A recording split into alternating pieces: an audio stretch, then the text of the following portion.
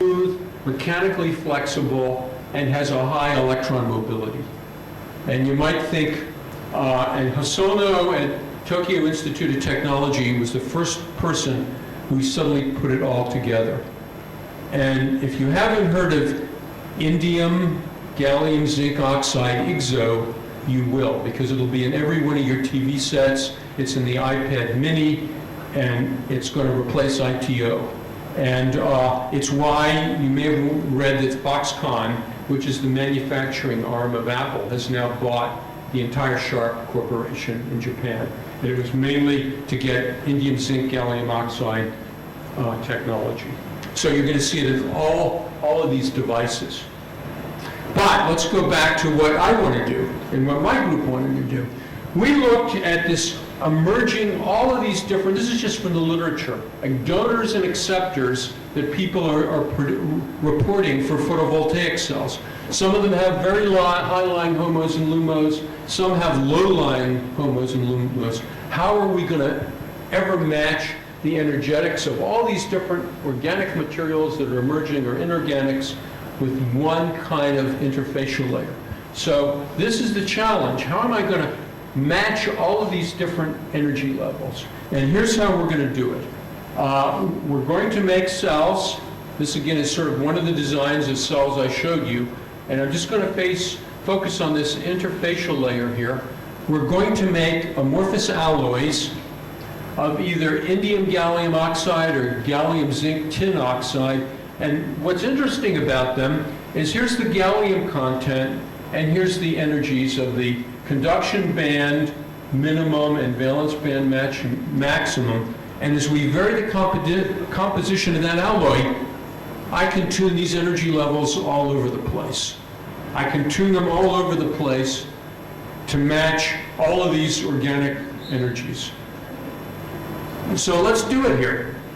What I'm showing you in the top is I'm going to make cells, with this structure where I'm going to vary the composition of this interfacial layer.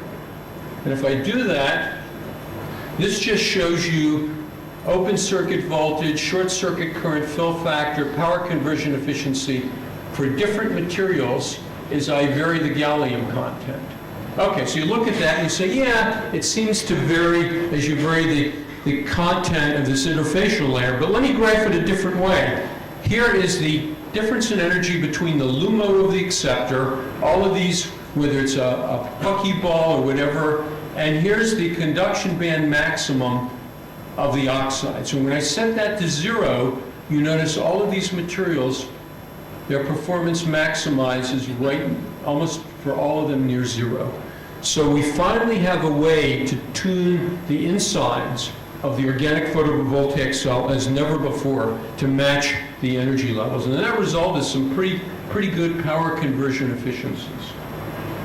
So with all this knowledge, let's go to sort of the last topic of the talk, and let's talk about the donor polymers again, but so we're talking about this part of the cell, the active layer, the donor polymers, but what the community has learned is if I have a weak donor and a weak acceptor in the chain, I can redshift the optical absorption. It's kind of a charge transfer. So you can see I can grab as much of this solar light as possible.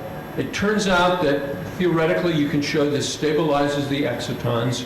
And the other thing, if you imagine, is now I have a polymer with donor and acceptor, linkages along the chain. Surely the donors and acceptors will want to sit on top of each other, and I can use that to pull the layers together, to overlap the pi systems as much as I can possibly overlap them. And so here's our first shot. So we're still going to use the fullerene, but this material has a weak donor and a weak acceptor. And here's the polythiophene, the Gen 3 material I showed you, and here's this PTB7. So look how I've redshifted the optical absorption that'll capture a lot more light, and look at the effect. So now in 2009, in 2010, this was the record holder. But there's one other neat thing you can get out of this, and this will really get your curiosity stimulated. So some of the synthetic work was done by Lupin Yu at the University of Chicago. He made whole families of this kind of material.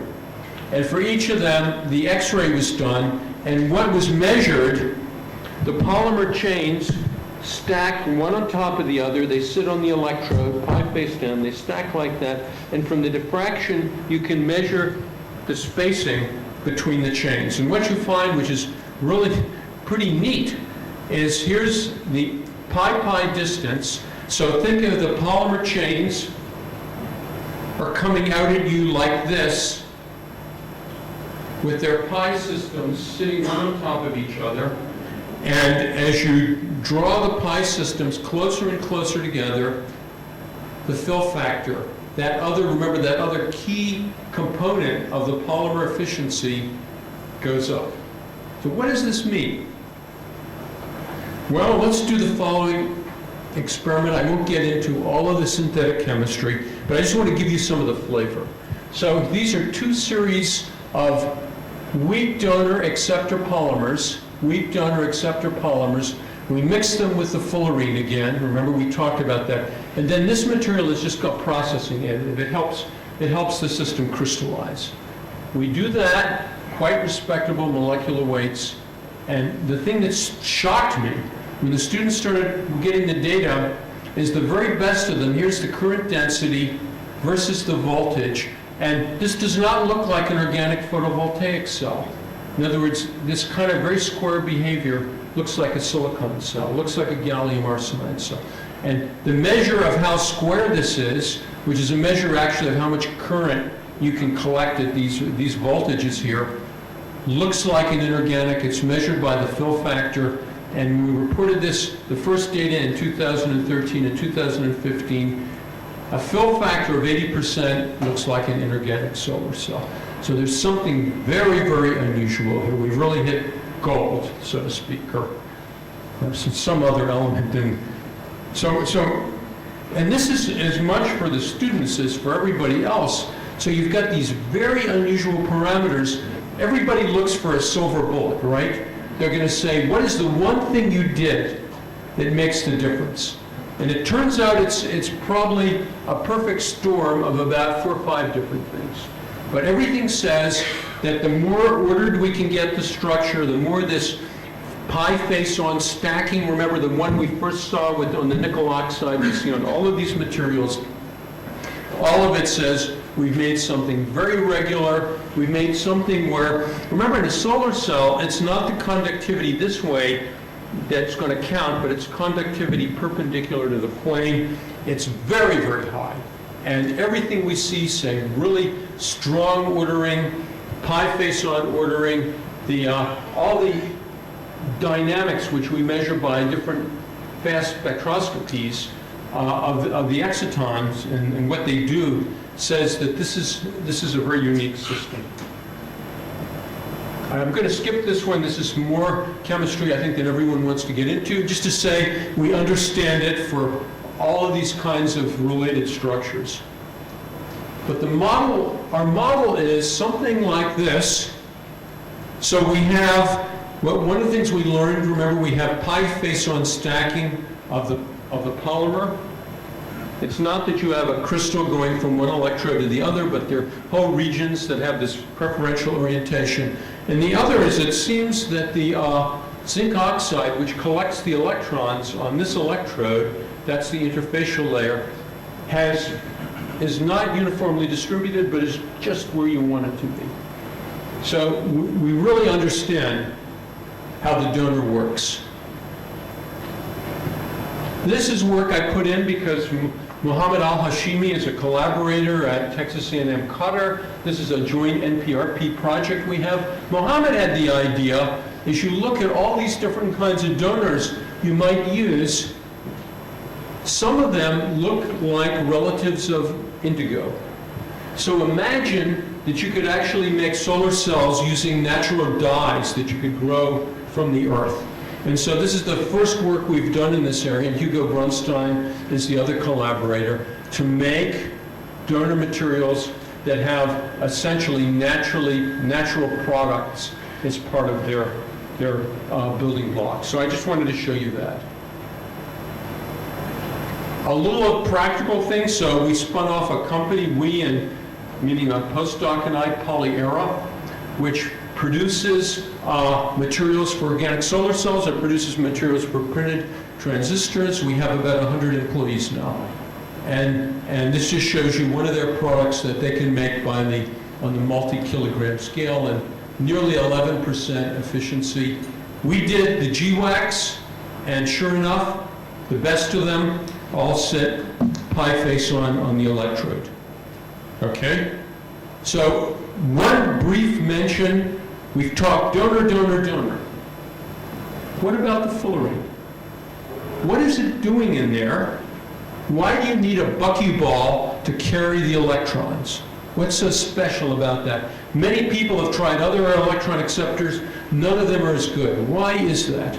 Well, it comes back to just the kind of arguments we were using for s orbitals. So imagine I have a bunch of tennis balls. No matter how they touch each other, the pi systems touch. So in fact, it's very easy to see how you can get conductive networks of buckyballs. Okay, but what could happen, and why does some work and why does some not work?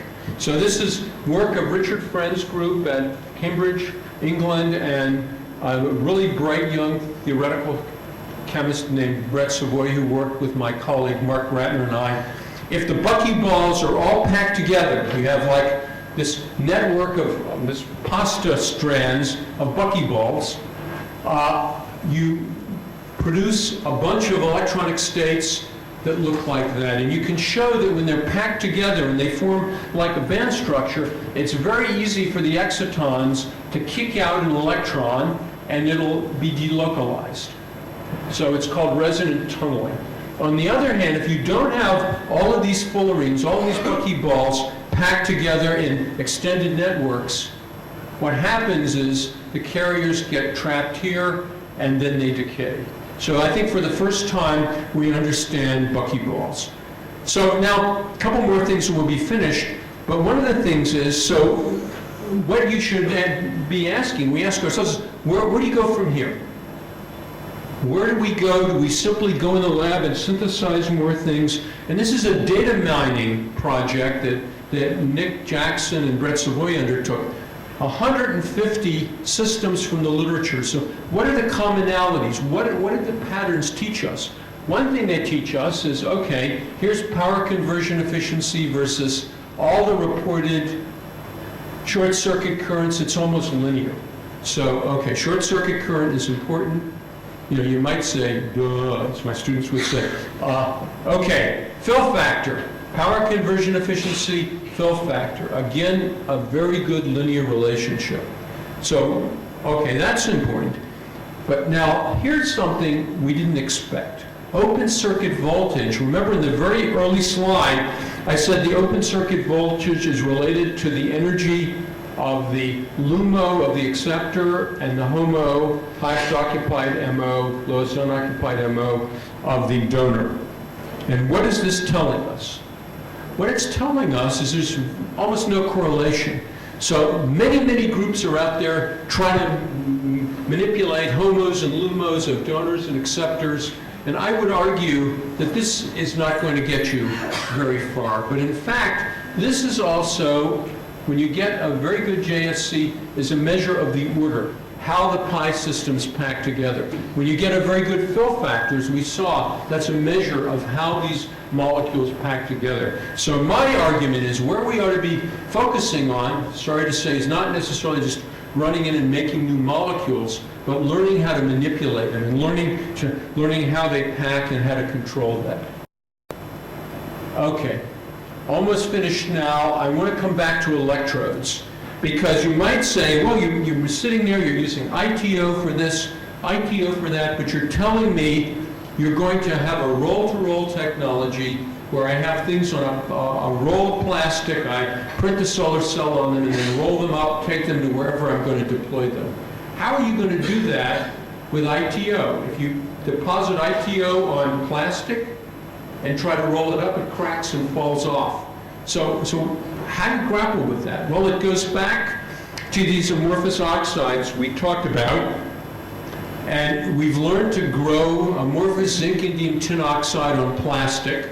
This is the work of Nanjie Zhao, and this is just showing you a solar cell. The X-ray says that it's amorphous. It's on aerolite, which is an aryl polyester. It has very nice transparency properties. And here's some of the power conversion efficiencies on with one of the polymers I've shown you already. But the real interesting thing is Nanjie said, okay, let's bend the electrodes. So here's zinc indium tin oxide, this amorphous transparent conducting oxide. I bend it, and until I get to a very, very small bending radius, the sheet resistance to current flow doesn't change very much. Here's solar cells with the polythiophene material. Here's with the PTB7, the looping U polymer. Go all the way down to about 10%, 10 millimeter bending radius, showing you here voltage, current, very, very robust. When I try that with ITO, it cracks. So here's the polycrystalline transparent conducting oxide, it cracks. Here's amorphous ZeTO, it does not crack. So this is, we feel very strongly, is one of the key things you're going to need if this is going to be a realistic technology. So who's working in realistic technologies? And so I'm showing you, so Polyera, our company, spun off Rainergy in Taiwan, and I think somewhere in my briefcase I have one of their little solar cells, but they're bringing to market organic photovoltaic cells. Mitsubishi in Japan already does. B Electric in Germany is working on it. And so what do people want to do with plastic solar cells that you can't do with other solar cells? Anything that's requiring flexibility, anything lightweight. But the other thing is you can tune the absorption. So for example, in the visible region of the spectrum, they're almost optically transparent.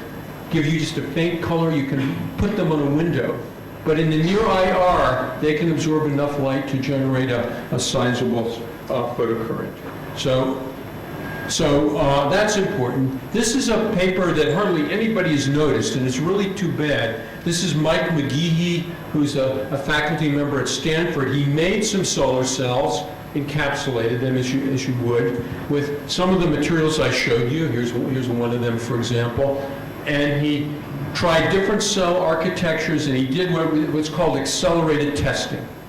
And he concluded that this particular, with a standard architecture, which has the P dot on it actually, has a 20-year lifetime. That is one of the key things that's been missing, is not the,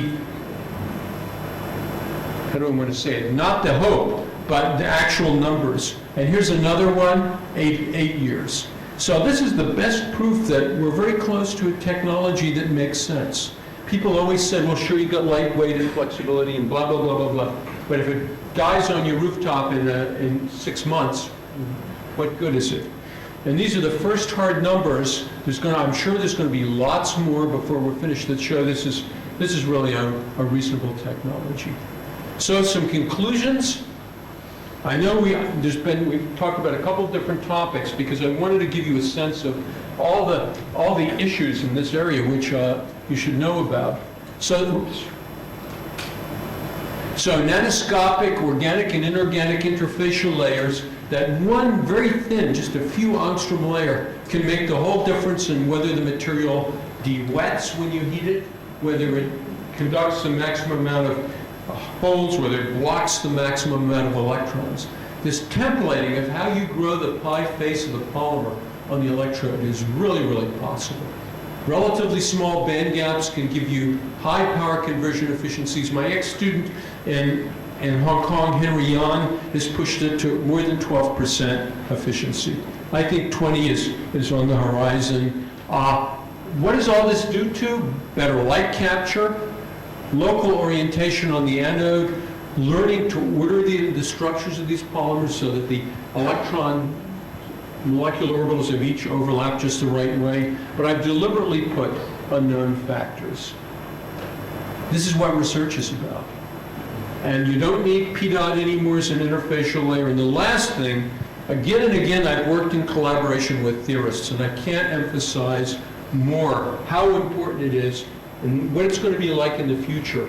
When people think of designing a material, they're going to talk to their local theorist. And in the US, this is called the Materials Genome Initiative. So it's going to be a lot of money for supercomputing to really use computation to help design materials in a back and forth way. So where did all this happen? So let me say something about Northwestern University. We're the first suburb north of the city of Chicago. We're on Lake Michigan, and that's all about what you can see here. There are beaches on both sides of the campus. Here's the Chicago skyline. It's a bustling, vigorous international city, and probably one where you've spent time, more time than you would have liked in our airport because some flight was delayed or another. But in any case, we're right close by. If you're too delayed, come up and visit us. So it's a very nice campus. We have about 8,000 undergraduates and about 4,000 graduate students, postdocs. So these are the people who did the work. These are colleagues at Northwestern from 5 different departments and collaborators all over the world. And this is just a small fraction of those which we're working with. And finally, I really thank these folks. Without these young people, I wouldn't have anything to talk about, and I probably, hopefully, in that context, wouldn't be here today. So with that, I want to thank everyone for the hospitality, for a chance to tell you about what we're doing. This is a 2-part show. Tomorrow we're going to talk about catalysis to deal with biofuels. And for the students who always thought of A plus B goes to C, we're going to talk about how we go from C to A, back to A and B. So thank you very much.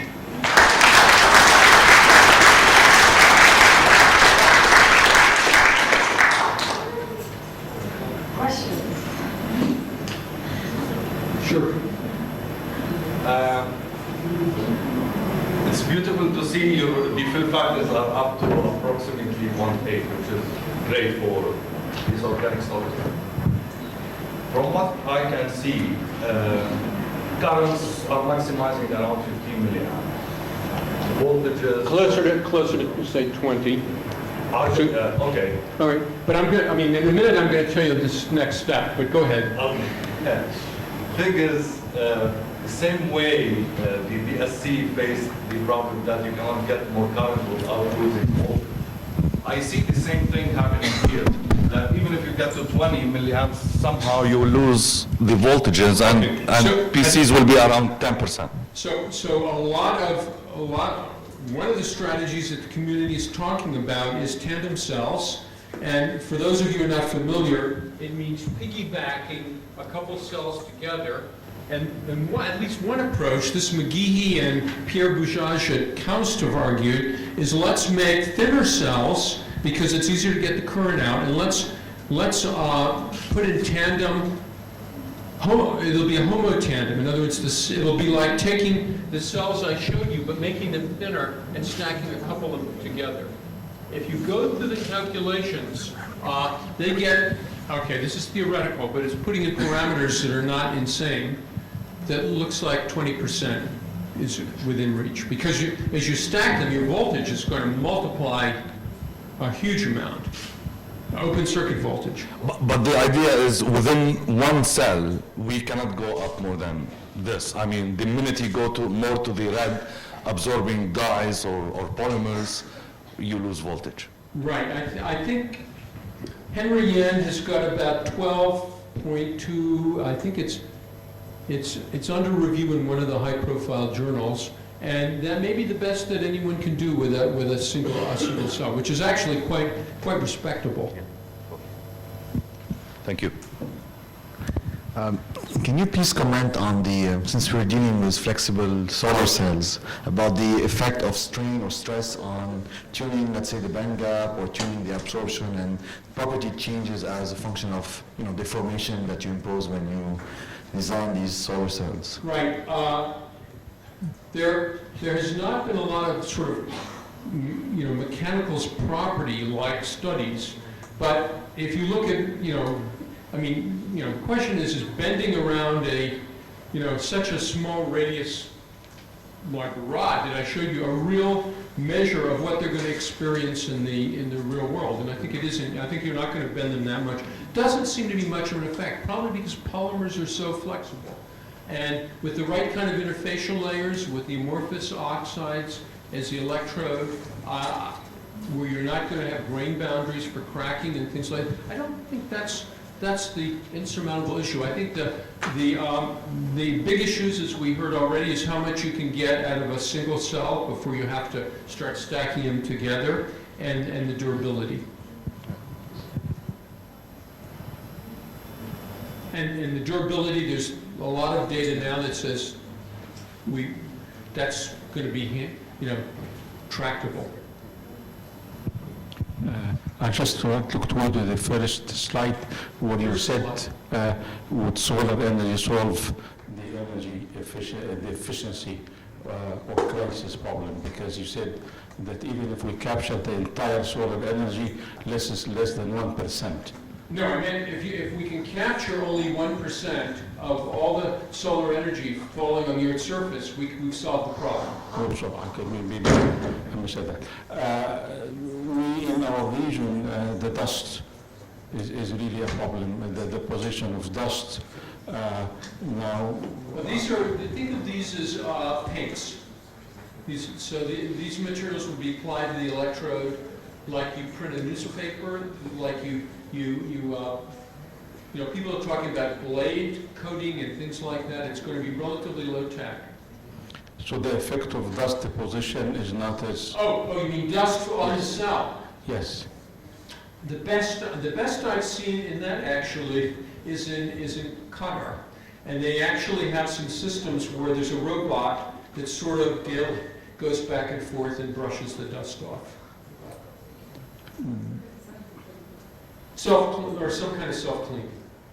But if we talk about very large areas, then that would be an added cost.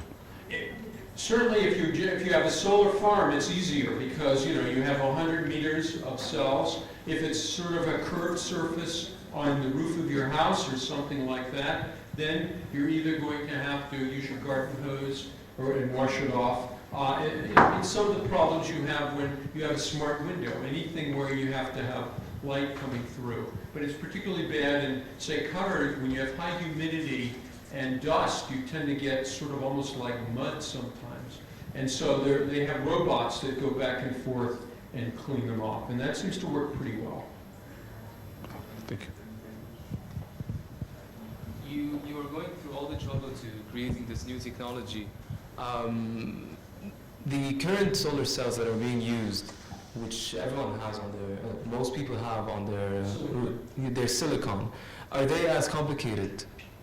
They're not. In structure, actually, so this gets anecdotal. I'm sitting on an airplane, and I'm going to give a talk at Caltech, and I have my PowerPoints out.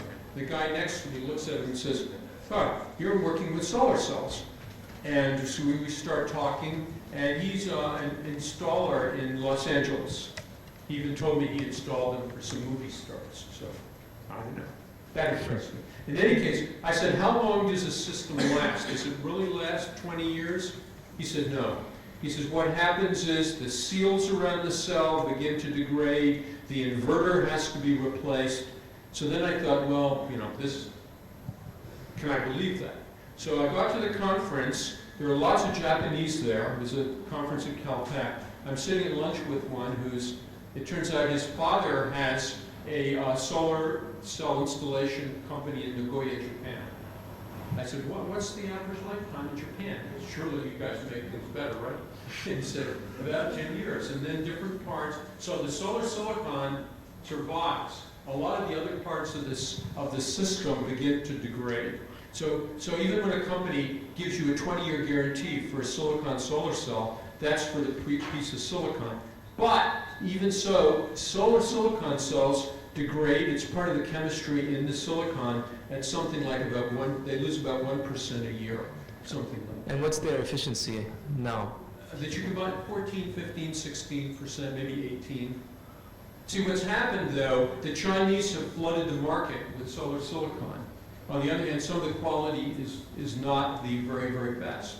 It's probably fine for the third world, it's probably fine for lots of purposes, but it's probably much less than 15 or 16%. All right, so what's the advantage of having organic solar cells? Lightweight, flexibility, so you could imagine integrating them with, roofing tiles as you begin to build a house. In a hurricane or something, they're not going to, produce heavy objects that fly through dangerous that fly through the air. They don't crack. And ultimately, I mean, it's sort of like, what's the advantage of your organic light-emitting diode device in your cell phone? At first, people said, oh, they'll never last long. And that's not a problem anymore. They said, well, they're too expensive to manufacture. But in fact, the cost is rapidly dropping toward that of liquid crystal displays, and a lot of the experts say in 10 years they'll be much cheaper than any other display. So part of it is the learning curve in any new material system.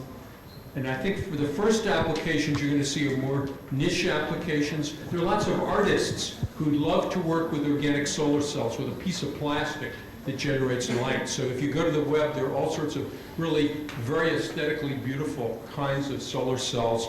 I have a little one in my briefcase, if you want to come up, which is from Raynergy, which looks like a leaf. And I've seen pictures in Europe of whole houses coated with all of these leaves.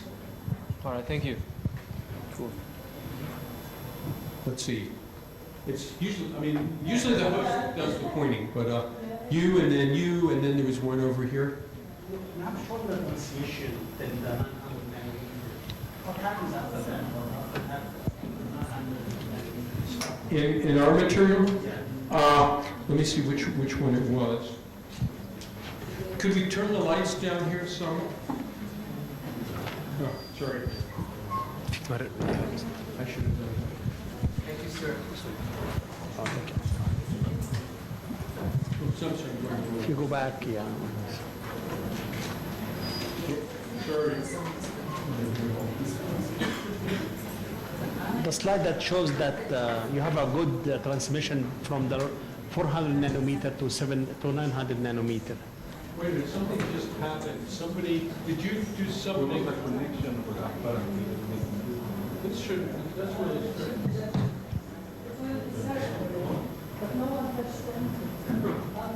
Because I'm looking at it right here. Okay, so let's find It's close to the end. close to the end.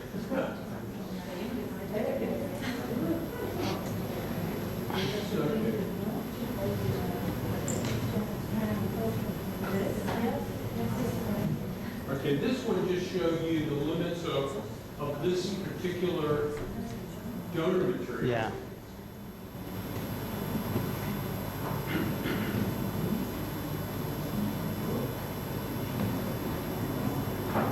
Okay, so this is where this particular donor cuts off.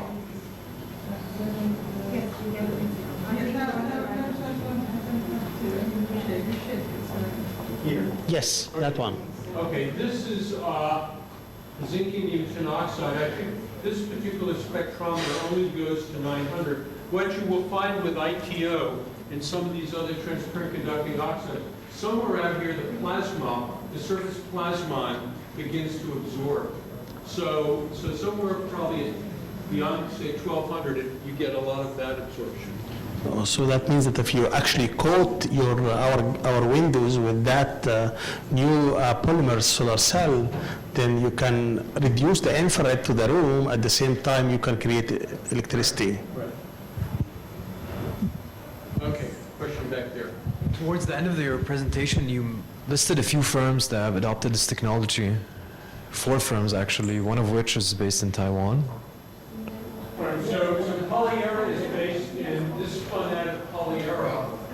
company I and a postdoc founded, and that's in the U.S. And we have an applications lab in Taiwan, and then Raynergy spun out of our applications lab. So my question is, did you start manufacturing this technology? Mitsubishi is, you can buy these now, and they're actually designed to go on your windows. And your firm, did it start? It's very close. I think, let me see if I have a solar cell here. But you have to promise, to give it back. if I can find it. Yeah, here it is. So this is just a demonstration. I mean, it's so simple. I mean, obviously, that's not going to coat your whole roof, but it's just a little plastic leaf, and you put 2 electrodes here, and it generates electricity. It's perfectly air stable. Did you start manufacturing? I'm supposed to go there in a month. But the answer is, it's not commercial yet, but already it's going to vendors to look at it. I can keep it. It's Canadian. So, Saying he's Canadian, so it was. Maple. it's a maple leaf. All right. Except if you hold it, make sure you don't hold it upside down. No, I don't. Then the maple syrup. I will comes give out. on both sides. This will you. Yeah. And those lines there are actually lines to carry the electricity. Can you tell us something more about the way they establish the lifetime? To be around 20 years. Okay. All right. Let me show you. This is the reference first, in case people. Sorry. Here, yeah. So what they were doing was they made cells, this is very standard, and then they do encapsulate them, and then they simulate the stronger sunlight by putting on a stronger light beam, but it's in a way that is accepted by testing labs and everything to be a good simulation. So I think they may have also cycled the temperature. So they increase the intensity of sunlight. Because otherwise you have to do the experiment for 20 years. 20 years, which is not possible. Right. But you can see just here, I think some of it is like you measure here and it basically gets flat after 6,000 hours. So this is the reference. You can take a look at. He does very, very carefully. Okay, thank you. You're free to look at it. Don't try to, chew on it. Don't make a salad. So are there any other questions? We really tired you up. No, it's fine. No more questions? Well, we'd like to thank Professor Marks for this just breathtaking lecture, and we look forward to one tomorrow. Tomorrow is at what time and where? 3:30 in the chemistry department at Chemistry 100. Okay. We will ask our best to take you around to the different places, Okay. like today. Okay, thank you. Thank you.